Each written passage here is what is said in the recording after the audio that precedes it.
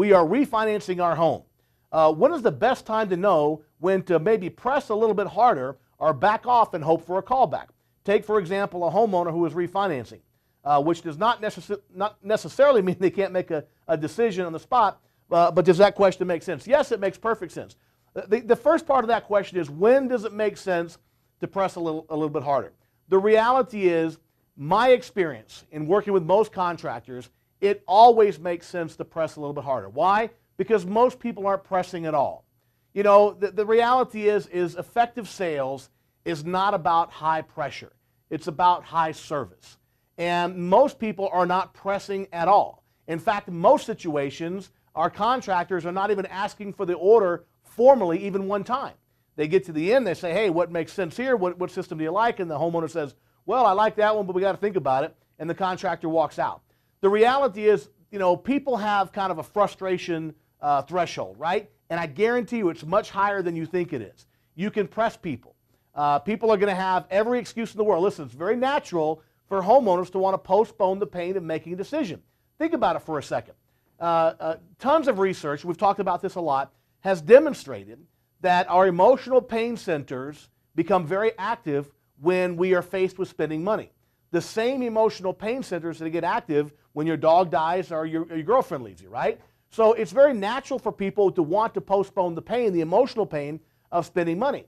So we have to push a little bit. Otherwise, as soon as they experience that anxiety, they're going to postpone the pain. They're going to say, call me next week. I got 3 bids. I want to think about it, whatever the situation is. So we have to be willing to press a little bit. We have to be willing to ask a few times for the order. Research has shown that 80% to 90% of all sales calls across all industries end without the sales professional asking for the order formally even one time.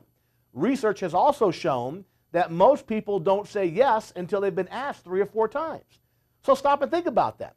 If we're not even asking once and people don't say yes until they've been asked 3 or 4 times, that's a pretty big gap right there. The reality is you have to ask people a few times. It's human nature. Think about this. Your buddy says, hey man, can you help me move? You're like, no, I can't help you move. I'm busy Saturday. Oh, come on, man. I really need some help moving. You know, I can't do it. I'm going fishing with my kids. Come on, man. You're the only guy I know with a truck. I need some help Saturday. And finally you give in. You say, okay, I'll help you. It's just human nature that we have to be asked a few times before we say yes. It's the same way in sales. So the opportunity and the requirement to press a little bit is there every single time. Now, with respect to the specific situation that you raised with, you know, a homeowner who maybe has a situation where they're doing a refinance. We all know that people, when they're doing a refinance, the banks, the mortgage companies tell them, don't pull your credit, don't buy anything on credit. But here's the thing. A lot of times those homeowners call us during that same period. So when I get a homeowner that says, you know, I want to do it, but I can't pull my credit, I'm doing a refi, Mr. Homeowner, why did you have me out if you knew you couldn't pull your credit and you knew you were going to use financing to pay for your new HVAC system? Right? Just put it back on them, see what they say. The reality is, you know, it might be a smokescreen, it might be true, maybe they're not really doing a refi, maybe they could pull their credit, maybe they use it as an excuse. Again, it's painful to spend money, so people will find whatever excuse they can. So the reality is you got to call them on it. Mr. Homeowner, if you knew you weren't going to pay cash for a system today, you knew you were going to use financing, and you knew you were in the middle of your refi, why'd you have me out today? And a big smile, right? Put it back on them and see what happens. In some cases, you'll find out maybe that they can pay cash, or maybe they're not really in a situation where they can't pull their credit. One of the things I've done in the past, and this is up to the ownership of your company, but the reality is in those cases, I will have people, listen, let's go ahead and sign the agreement. Let's do all the paperwork. You should know pretty much if you're doing a refi, they probably know exactly what their credit score is. They may even have some documentation there in the house, because I've done many refis on my house, just as you have, and you get paperwork from the bank that tells you exactly what your credit score is. So say, hey, let's take a look at your paperwork from the bank, and let's see what your credit score is. You're going to see it's a 758, so you know they're going to get qualified. Let's go ahead and do the paperwork. Let's sign everything. Let's set the installation for a couple of weeks out. We'll pull your credit once the refi is done. The reality is, if your homeowner will sit down and go ahead and sign the paperwork, they're committed.